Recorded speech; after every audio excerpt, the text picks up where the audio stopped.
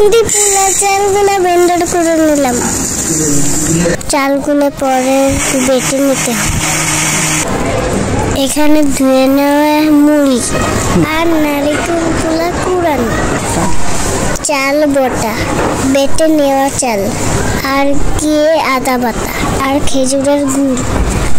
এখন একটা বাটিতে লবণ দিয়ে দিই। তারপর ধুয়ে নেওয়া মুড়িগুলো দিল। মুড়িগুলো হাত দিয়ে মেখে নিতে হবে।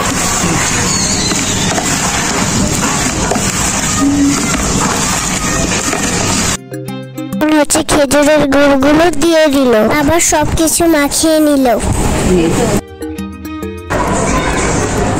এখন পোলার চাল বাটা দিয়ে দিল।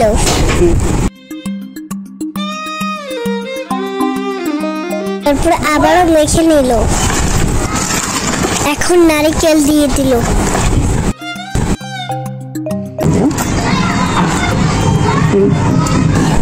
এখন আর আদা বাটা দিয়ে দিল।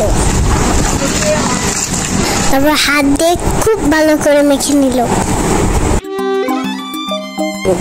এখন অনেকগুলো পানি দিয়ে দিল।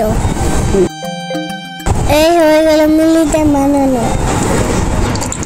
তারপর ঐতিহ্যবাহী শরবত। সবাই বাসায় ট্রাই করবেন। ধন্যবাদ।